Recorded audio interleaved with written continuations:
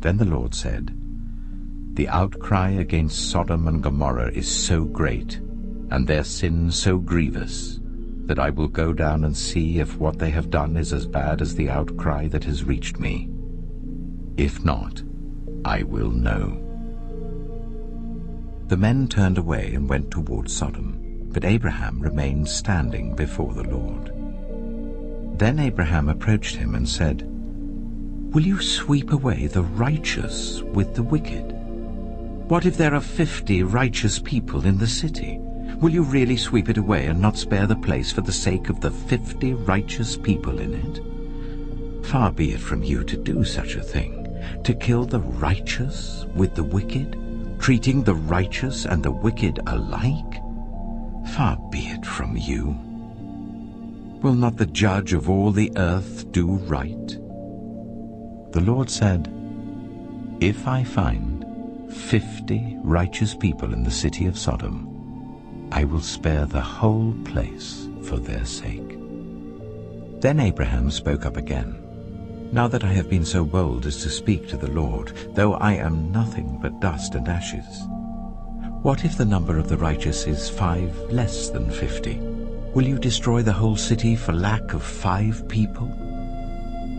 "If I find 45 there," he said, "I will not destroy it." Once again he spoke to him, "What if only 40 are found there?" He said, "For the sake of 40, I will not do it." Then he said, "May the Lord not be angry, but let me speak. What if only 30 can be found there?" He answered, "I will not do it if I find 30 there." Abraham said, "Now that I have been so bold as to speak to the Lord, what if only 20 can be found there?" He said, "For the sake of 20, I will not destroy it." Then he said, "May the Lord not be angry, but let me speak just once more. What if only 10 can be found there?" He answered, "For the sake of 10, I will not destroy it." When the Lord had finished speaking with Abraham, he left, and Abraham returned home. Genesis chapter 19. The 2 angels arrived at Sodom in the evening, and Lot was sitting in the gateway of the city. When he saw them, he got up to meet them and bowed down with his face to the ground. "My lords," he said, "please turn aside to your servant's house. You can wash your feet and spend the night and then go on your way early in the morning." "No," they answered, "we will spend the night in the square." But he insisted so strongly that they did go with him and entered his house. He prepared a meal for them, baking bread without yeast, and they ate. Before they had gone to bed, all the men from every part of the city of Sodom, both young and old, surrounded the house. They called to Lot, "Where are the men who came to you tonight? Bring them out to us, so that we can have sex with them."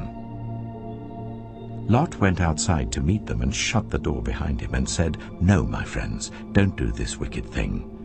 Look, I have 2 daughters who have never slept with a man. Let me bring them out to you, and you can do what you like with them, but don't do anything to these men, for they have come under the protection of my roof." "Get out of our way," they replied. "This fellow came here as a foreigner, and now he wants to play the judge. We'll treat you worse than them." They kept bringing pressure on Lot and moved forward to break down the door. But the men inside reached out and pulled Lot back into the house and shut the door. Then they struck the men who were at the door of the house, young and old, with blindness, so that they could not find the door. The 2 men said to Lot, "Do you have anyone else here? Sons-in-law, sons or daughters, or anyone else in the city who belongs to you? Get them out of here, because we are going to destroy this place. The outcry to the Lord against its people is so great that he has sent us to destroy it." So Lot went out and spoke to his sons-in-law who were pledged to marry his daughters. He said, "Hurry, and get out of this place, because the Lord is about to destroy the city." But his sons-in-law thought he was joking. With the coming of dawn, the angels urged Lot, saying, "Hurry! Take your wife and your 2 daughters who are here, or you will be swept away when the city is punished." When he hesitated, the men grasped his hand and the hands of his wife and of his 2 daughters and led them safely out of the city, for the Lord was merciful to them. As soon as they had brought them out, one of them said, "Flee for your lives. Don't look back. And don't stop anywhere in the plain. Flee to the mountains, or you will be swept away." But Lot said to them, "No, my lords, please. Your servant has found favor in your eyes, and you have shown great kindness to me in sparing my life, but I can't flee to the mountains. This disaster will overtake me, and I'll die. Look, here is a town near enough to run to, and it is small. Let me flee to it. It is very small, isn't it? Then my life will be spared." He said to him, "Very well. I will grant this request too. I will not overthrow the town you speak of, but flee there quickly, because I cannot do anything until you reach it." That is why the town was called Zoar. By the time Lot reached Zoar, the sun had risen over the land. Then the Lord rained down burning sulfur on Sodom and Gomorrah, from the Lord out of the heavens. Thus he overthrew those cities and the entire plain, destroying all those living in the cities and also the vegetation in the land. But Lot's wife looked back, and she became a pillar of salt. Early the next morning, Abraham got up and returned to the place where he had stood before the Lord. He looked down toward Sodom and Gomorrah, toward all the land of the plain, and he saw dense smoke rising from the land, like smoke from a furnace. So when God destroyed the cities of the plain, he remembered Abraham, and he brought Lot out of the catastrophe that overthrew the cities where Lot had lived. Lot and his 2 daughters left Zoar and settled in the mountains, for he was afraid to stay in Zoar. He and his 2 daughters lived in a cave. One day, the older daughter said to the younger, "Our father is old, and there is no man around here to give us children, as is the custom all over the earth. Let's get our father to drink wine, and then sleep with him and preserve our family line through our father." That night, they got their father to drink wine, and the older daughter went in and slept with him. He was not aware of it when she laid down or when she got up. The next day, the older daughter said to the younger, "Last night I slept with my father. Let's get him to drink wine again tonight, and you go in and sleep with him, so we can preserve our family line through our father." So they got their father to drink wine that night also, and the younger daughter went in and slept with him. Again, he was not aware of it when she laid down or when she got up. So both of Lot's daughters became pregnant by their father. The older daughter had a son, and she named him Moab. He is the father of the Moabites of today. The younger daughter also had a son, and she named him Ben-Ami. He is the father of the Ammonites of today. Genesis chapter 20. Now Abraham moved on from there into the region of the Negev and lived between Kadesh and Shur. For a while he stayed in Gerar, and there Abraham said of his wife Sarah, "She is my sister." Then Abimelech, king of Gerar, sent for Sarah and took her. But God came to Abimelech in a dream one night and said to him, "You are as good as dead because of the woman you have taken. She is a married woman." Now Abimelech had not gone near her, so he said, "Lord, will you destroy an innocent nation? Did he not say to me, 'She is my sister'? And didn't she also say, 'He is my brother'? I've done this with a clear conscience and clean hands." Then God said to him in the dream, "Yes, I know you did this with a clear conscience, and so I have kept you from sinning against me. That is why I did not let you touch her. Now return the man's wife, for he is a prophet, and he will pray for you, and you will live. But if you do not return her, you may be sure that you and all who belong to you will die." Early the next morning, Abimelech summoned all his officials, and when he told them all that had happened, they were very much afraid. Then Abimelech called Abraham in and said, "What have you done to us? How have I wronged you that you have brought such guilt upon me and my kingdom? You have done things to me that should never be done." And Abimelech asked Abraham, "What was your reason for doing this?" Abraham replied, "I said to myself, 'There is surely no fear of God in this place, and they will kill me because of my wife. Besides, she really is my sister, the daughter of my father, though not of my mother, and she became my wife. And when God caused me to wander from my father's household, I said to her, "This is how you can show your love to me. Everywhere we go, say of me, 'He is my brother.'" Then Abimelech brought sheep and cattle and male and female slaves and gave them to Abraham, and he returned Sarah his wife to him. And Abimelech said, "My land is before you. Live wherever you like." To Sarah he said, "I am giving your brother 1,000 shekels of silver. This is to cover the offense against you before all who are with you. You are completely vindicated." Then Abraham prayed to God, and God healed Abimelech, his wife, and his female slaves, so they could have children again.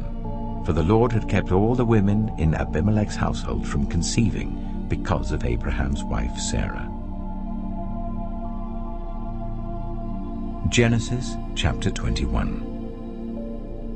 Now the Lord was gracious to Sarah, as he had said, and the Lord did for Sarah what he had promised. Sarah became pregnant and bore a son to Abraham in his old age, at the very time God had promised him. Abraham gave the name Isaac to the son Sarah bore him. When his son, Isaac, was 8 days old, Abraham circumcised him as God commanded him. Abraham was 100 years old when his son Isaac was born to him. Sarah said, "God has brought me laughter, and everyone who hears about this will laugh with me." And she added, "Who would have said to Abraham that Sarah would nurse children? Yet I have borne him a son in his old age." The child grew and was weaned, and on the day Isaac was weaned, Abraham held a great feast. But Sarah saw that the son whom Hagar the Egyptian had borne to Abraham was mocking, and she said to Abraham, "Get rid of that slave woman and her son, for that woman's son will never share in the inheritance with my son Isaac." The matter distressed Abraham greatly because it concerned his son. But God said to him, "Do not be so distressed about the boy and your slave woman. Listen to whatever Sarah tells you, because it is through Isaac that your offspring will be reckoned. I will make the son of the slave into a nation also, because he is your offspring." Early the next morning, Abraham took some food and a skin of water and gave them to Hagar. He set them on her shoulders and then sent her off with the boy. She went on her way and wandered in the desert of Beersheba. When the water in the skin was gone, she put the boy under one of the bushes. Then she went off and sat down about a bow shot away, for she thought, "I cannot watch the boy die." And as she sat there, she began to sob. God heard the boy crying. And the angel of God called to Hagar from heaven and said to her, "What is the matter, Hagar? Do not be afraid. God has heard the boy crying as he lies there. Lift the boy up and take him by the hand, for I will make him into a great nation." Then God opened her eyes, and she saw a well of water. So she went and filled the skin with water and gave the boy a drink. God was with the boy as he grew up. He lived in the desert and became an archer. While he was living in the desert of Paran, his mother got a wife for him from Egypt. At that time, Abimelech and Phicol, the commander of his forces, said to Abraham, "God is with you in everything you do. Now swear to me here before God that you will not deal falsely with me or my children or my descendants. Show to me and the country where you now reside as a foreigner the same kindness I have shown to you." Abraham said, "I swear it." Then Abraham complained to Abimelech about a well of water that Abimelech's servants had seized. But Abimelech said, "I don't know who has done this. You did not tell me, and I heard about it only today." So Abraham brought sheep and cattle and gave them to Abimelech, and the two men made a treaty. Abraham set apart 7 ewe lambs from the flock, and Abimelech asked Abraham, "What is the meaning of these 7 ewe lambs you have set apart by themselves?" He replied, "Accept these 7 lambs from my hand as a witness that I dug this well." So that place was called Beersheba, because the two men swore an oath there. After the treaty had been made at Beersheba, Abimelech and Phicol, the commander of his forces, returned to the land of the Philistines. Abraham planted a tamarisk tree in Beersheba, and there he called on the name of the Lord, the eternal God. And Abraham stayed in the land of the Philistines for a long time. Genesis chapter 22. Sometime later, God tested Abraham. He said to him, "Abraham." "Here I am," he replied.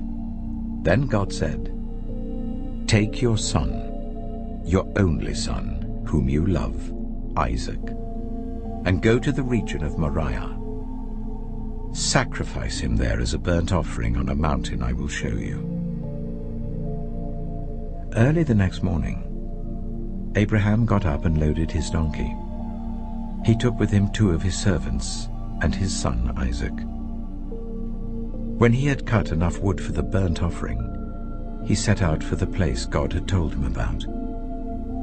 On the 3rd day, Abraham looked up and saw the place in the distance. He said to his servants, "Stay here with the donkey while I and the boy go over there. We will worship and then we will come back to you."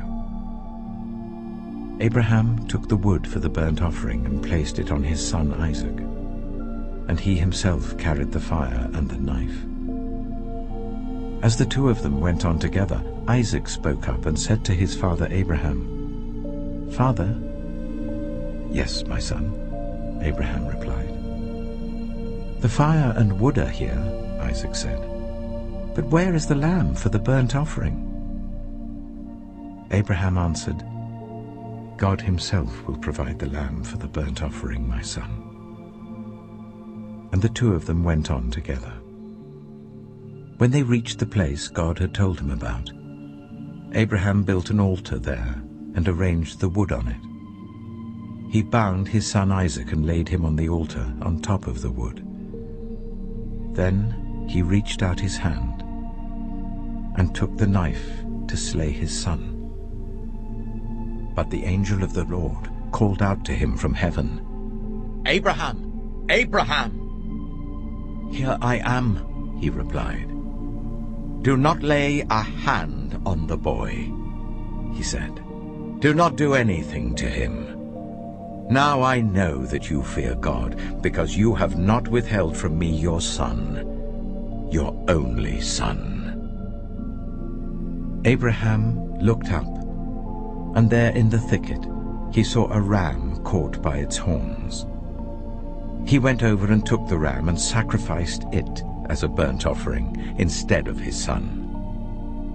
So Abraham called that place, "The Lord will provide," and to this day it is said, "On the mountain of the Lord it will be provided."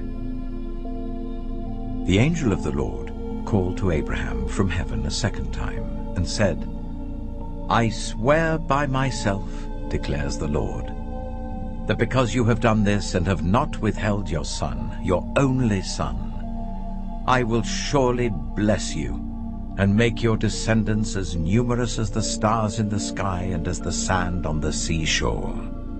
Your descendants will take possession of the cities of their enemies, and through your offspring all nations on earth will be blessed, because you have obeyed me." Then Abraham returned to his servants, and they set off together for Beersheba. And Abraham stayed in Beersheba. Sometime later, Abraham was told, "Milcah is also a mother. She has borne sons to your brother Nahor. Uz the firstborn, Buz his brother, Kemuel the father of Aram, Kesed, Hazo, Pildash, Jiplah, and Bethuel. Bethuel became the father of Rebekah. Milcah bore these 8 sons to Abraham's brother Nahor. His concubine, whose name was Rumah, also had sons, Tebah, Gaham, Tahash, and Maacah. Genesis chapter 23. Sarah lived to be 127 years old. She died at Kiriath Arba, that is Hebron, in the land of Canaan.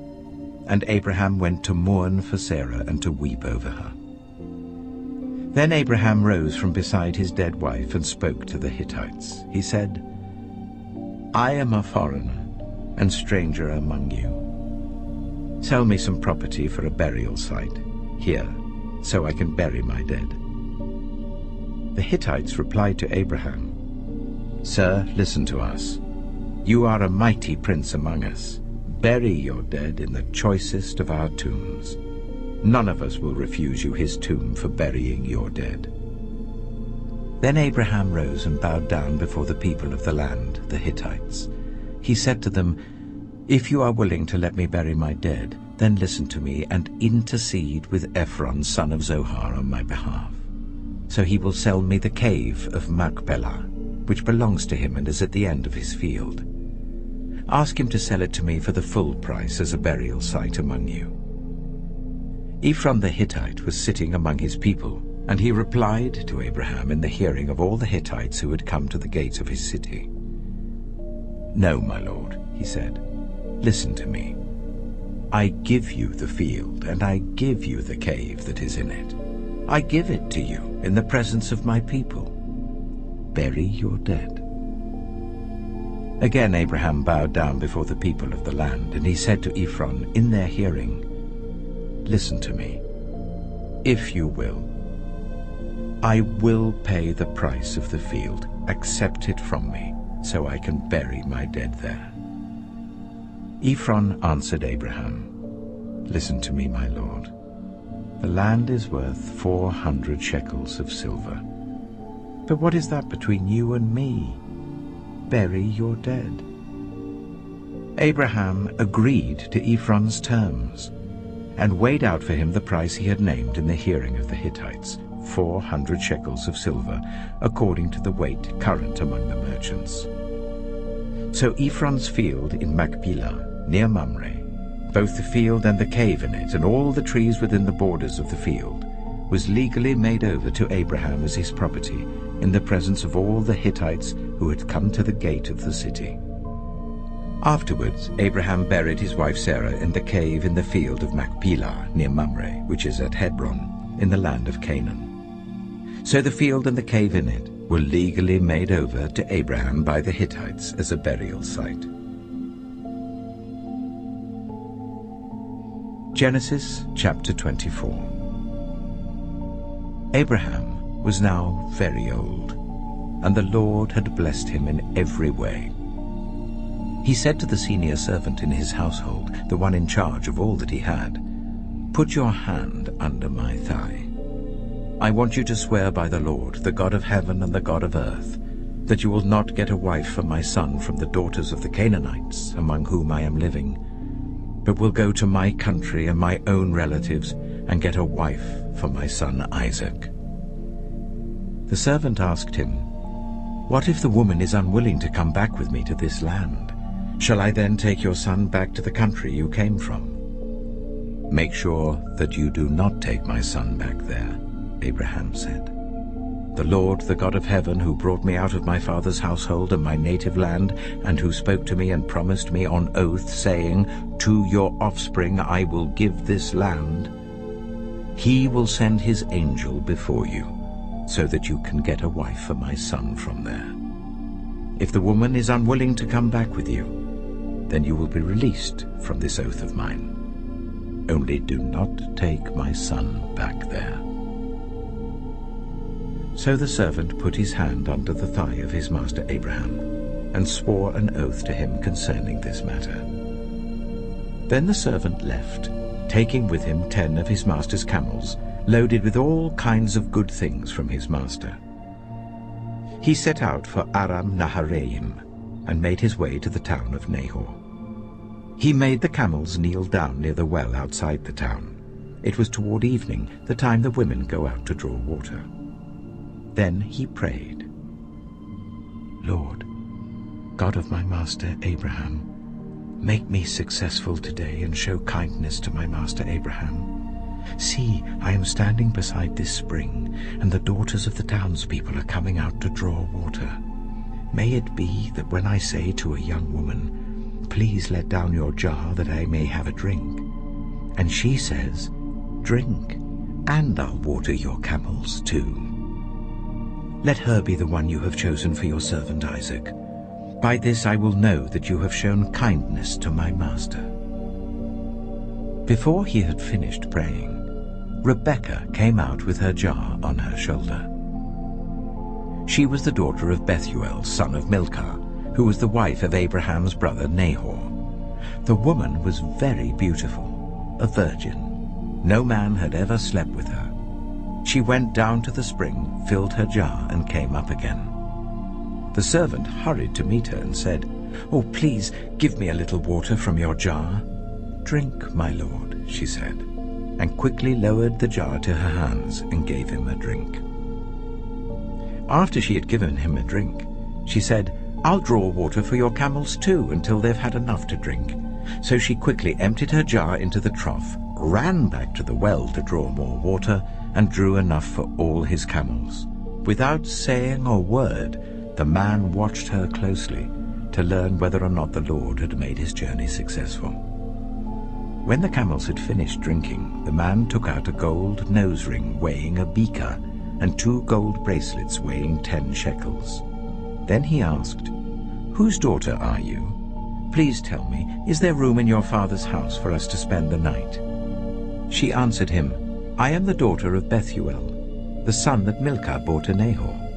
And she added, "We have plenty of straw and fodder, as well as room for you to spend the night." Then the man bowed down and worshipped the Lord, saying, "Praise be to the Lord, the God of my master Abraham, who has not abandoned his kindness and faithfulness to my master. As for me, the Lord has led me on the journey to the house of my master's relatives." The young woman ran and told her mother's household about these things. Now Rebekah had a brother named Laban, and he hurried out to the man at the spring. As soon as he had seen the nose ring and the bracelets on his sister's arms, and had heard Rebekah tell what the man had said to her, he went out to the man and found him standing by the camels near the spring. "Come, you who are blessed by the Lord," he said. "Why are you standing out here? I have prepared the house and a place for the camels." So the man went to the house, and the camels were unloaded. Straw and fodder were brought for the camels, and water for him and his men to wash their feet. Then food was set before him. But he said, "I will not eat until I have told you what I have to say." "Then tell us," Laban said. So he said, "I am Abraham's servant.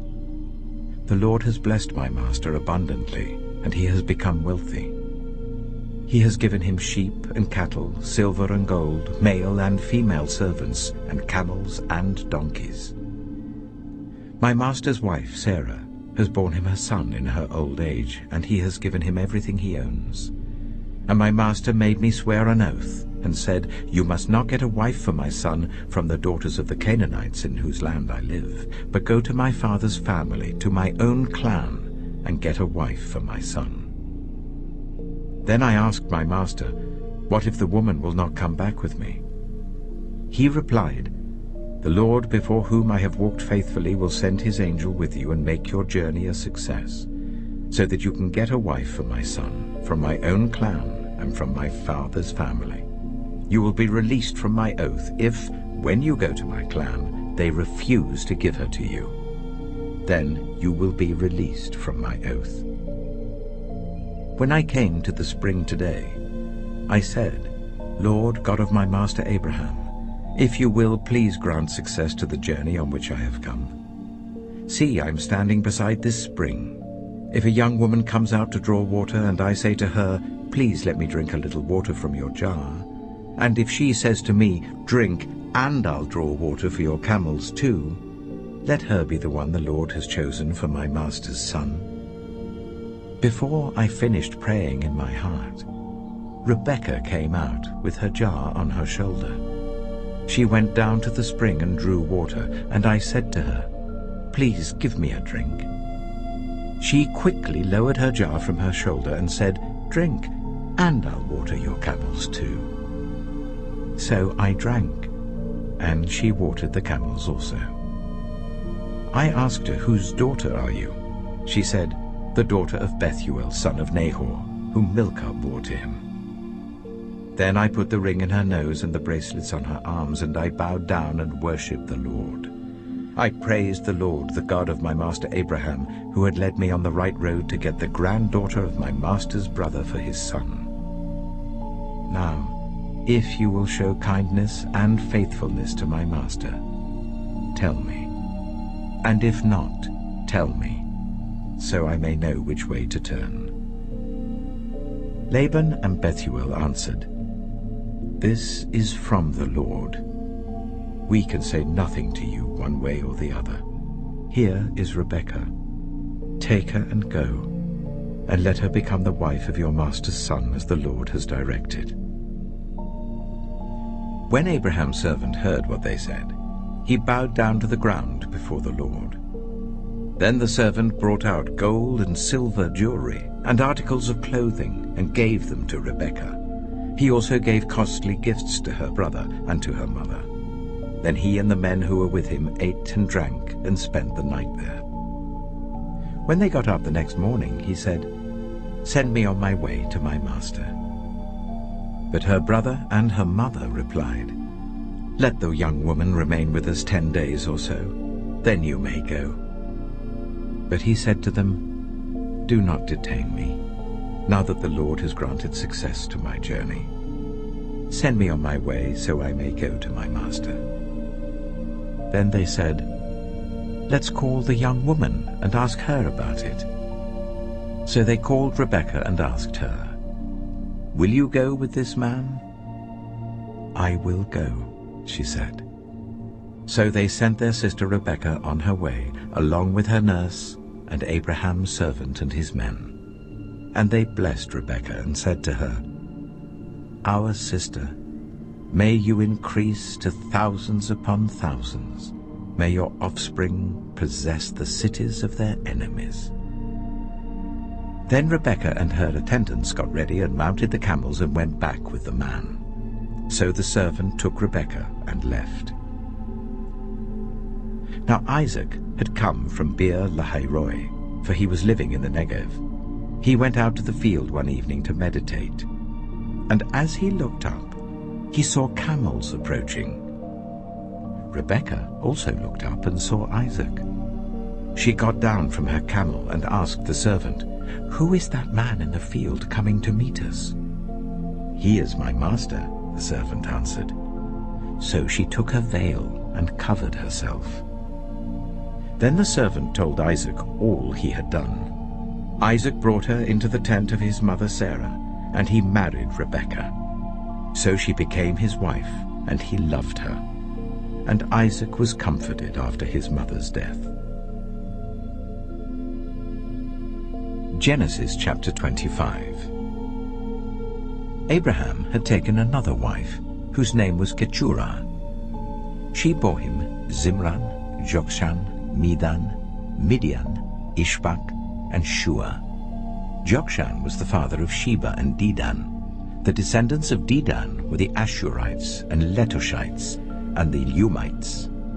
The sons of Midian were Ephah, Hanok, Abida, and Eldaah. All these were descendants of Keturah. Abraham left everything he owned to Isaac.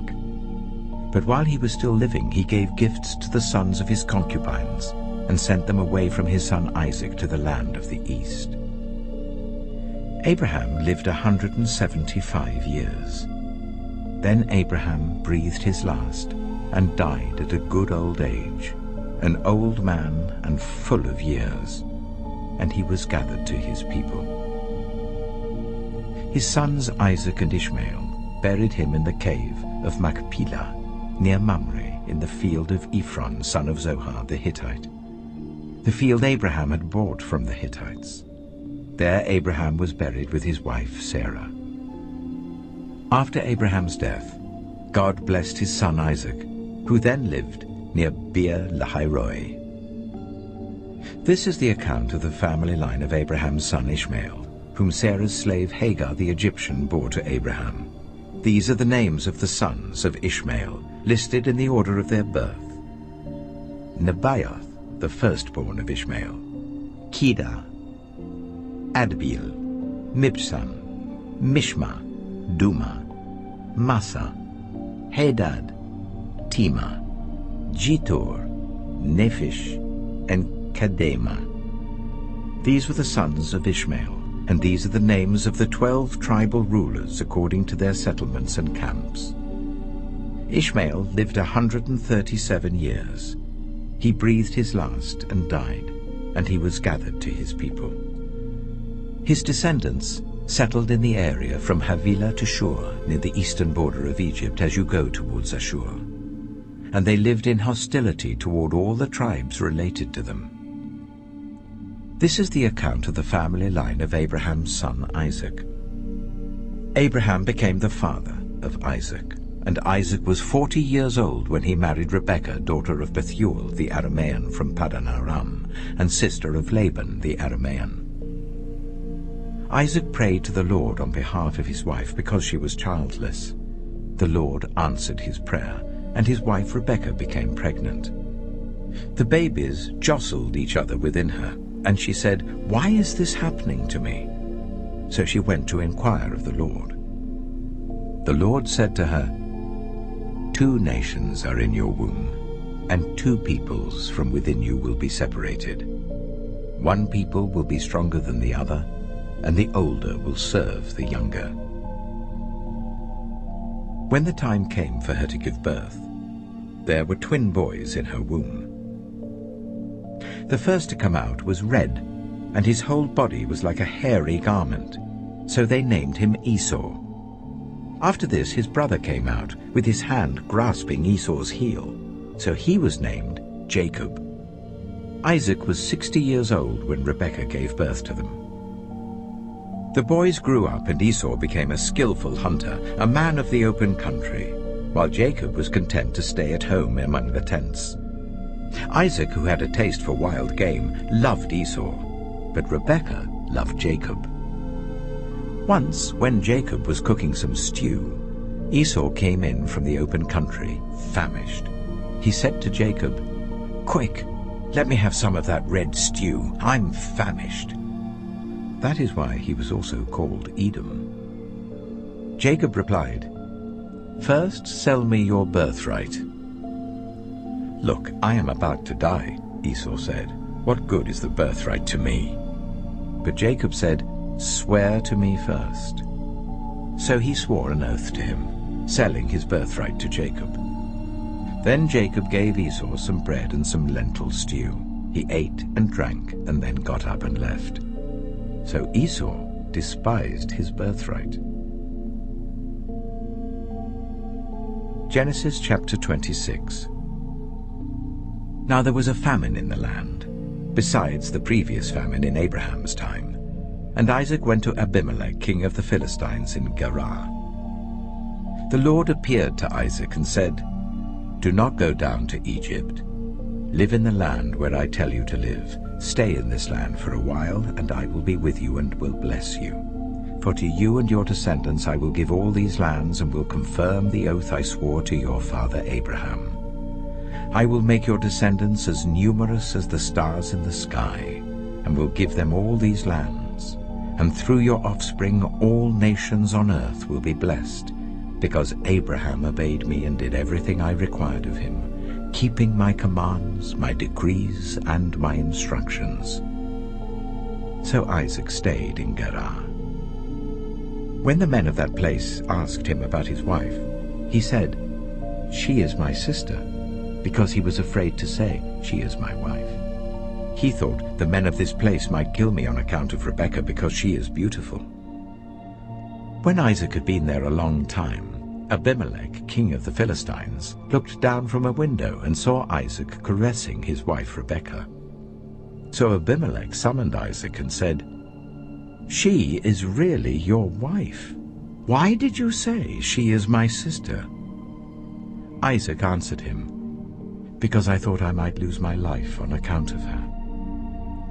Then Abimelech said, "What is this you have done to us? One of the men might well have slept with your wife, and you would have brought guilt upon us." So Abimelech gave orders to all the people, "Anyone who harms this man or his wife shall surely be put to death." Isaac planted crops in that land, and the same year reaped 100-fold, because the Lord blessed him. The man became rich, and his wealth continued to grow until he became very wealthy. He had so many flocks and herds and servants that the Philistines envied him. So all the wells that his father's servants had dug in the time of his father Abraham, the Philistines stopped up, filling them with earth. Then Abimelech said to Isaac, "Move away from us. You have become too powerful for us.